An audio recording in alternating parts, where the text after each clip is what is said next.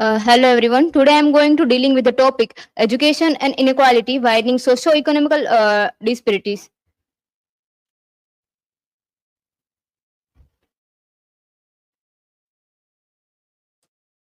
So here is a table of content, my academic information, and my research question is that what role do caste, gender, rural, urban location, and parental education play in widening the educational gap?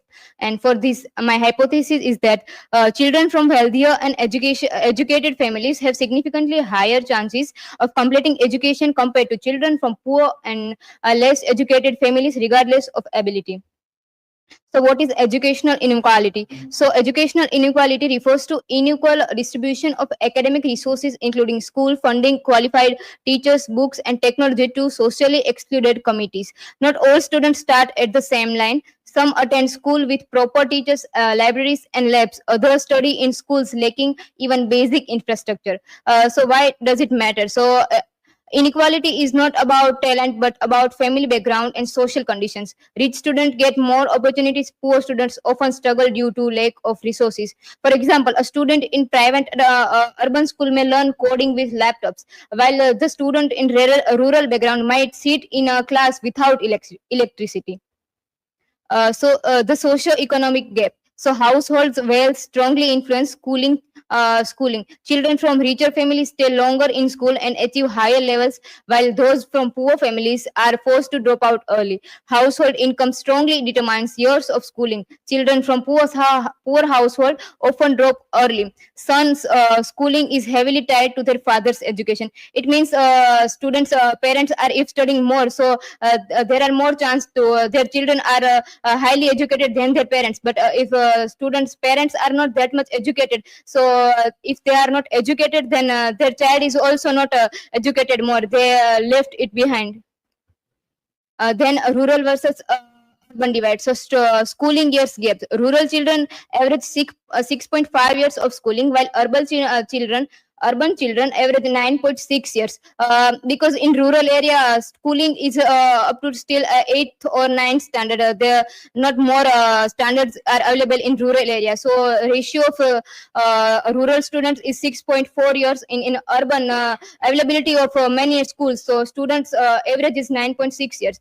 This means that rural students drop out around middle school, while urban students continue through secondary and higher secondary levels. Infrastructure gap. Rural students in both districts lack basic facilities such as functioning toilets, libraries, and adequate classroom. Poor facilities reduce attendance, especially for girls, and limit learning quality. For example, a 12-year-old in urban cities studies with computers and English medium tuition, while a 12-year-old from rural student sits in crowded classroom with no labs or service. For example, in Barwani, Madhya Pradesh, 72% of schools have no labs, and teacher-students ratio is each 70:1. In Kalahari, 75 of schools lack digital tools, and only 30% have toilets. Caste, religion, and gender gaps. So, caste gaps. Scheduled castes and scheduled tribes have lower schooling than other caste groups. Rural SC/ST children often drop out earlier due to poverty, discrimination, and lack of resources. For example, average years of schooling for SC/ST groups is around 6 years compared to 9+ years of for upper castes. Caste persistency. So SC/ST Hindus remains the lowest in years of schooling. Even after years of education policies, SC/ST groups continues to be at the bottom, showing how caste disadvantage persists across generations. Gender gap. Girls in rural areas often face additional challenges, including societal expectation, early marriages, and safety concerns. Family often prefer to educate boys while girls are kept at home or married early. For example, in Kalahandi, lack of toilets leads to higher dropout among adolescent girls. Digital divide. So limited access in rural areas. Only 50% of students surveyed in Kalahari had access to computers compared of 85% in urban centers. This show how children in rural India lack the basic digital tool that urban children use daily for learning. Digital access shapes schooling. Access to digital means correlates with more schooling. Students with internet and computers stay in school longer, do better in exam, and are more likely to continue higher education. Why does it matter? So in the modern education system, digital tools like computer, online learning, smart classroom are no longer option, but they are essential. Without them, poor and rural children fall further behind. For example, during the COVID-19 lockdown, urban students shifted to online classes with laptop and smartphone, while rural student children could not attend at all due to lack of devices or internet. Many rural students lost an entire year of learning, uh, depending the rich poor divide.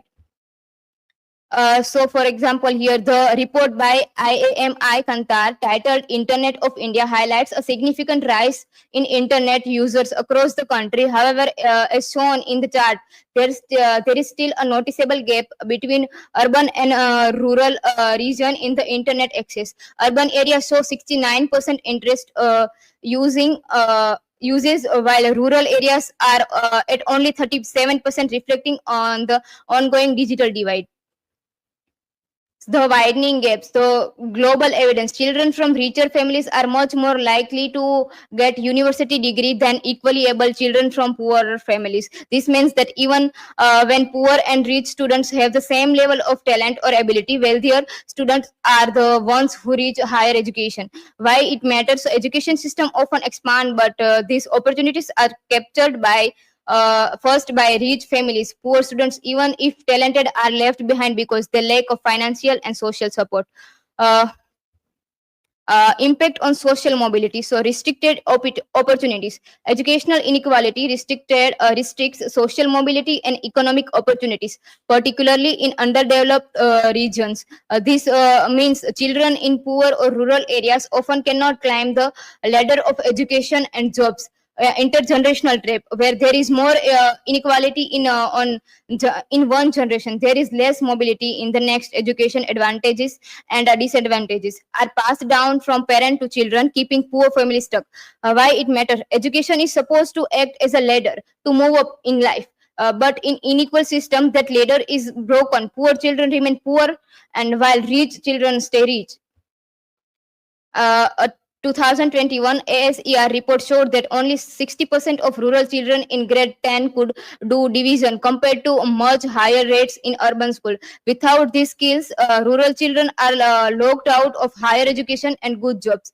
According to the World Bank, in countries with high inequality, it takes an average of 7 generations for a poor family to reach the national average income, showing how inequality blocks mobility.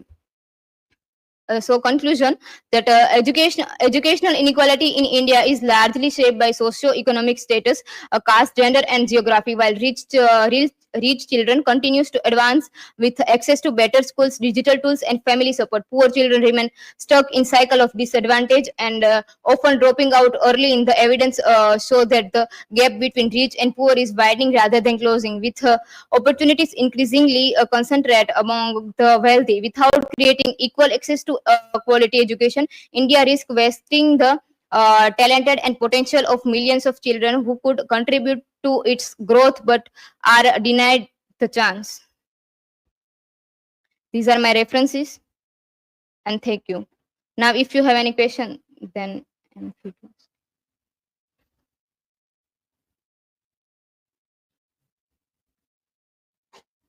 So, Krupali, my question is, why is family background so important in education outcomes? Yes, Khushi. Background is important because student who came up from a wealthy family is able to get every tools and every equipment what he needed. They also take up advantage of personal tutor. But while a student from poorer class is not able to get that much opportunities as much as a wealthy student get, and they also have not that much equipment for studying more. So if student from a poor class, so it is not grow up as much as a wealthy student grow. So uh, family background is important.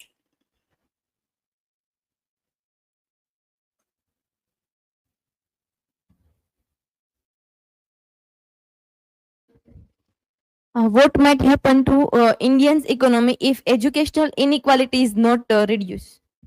So yes, Ruthvi. Nowadays we see in India that there is less development and unemployment is seen in our country.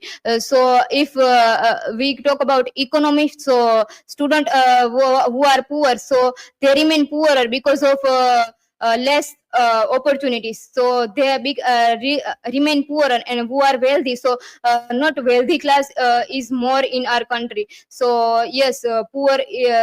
Because of more poor class in uh, our country, so it affect economy of our country.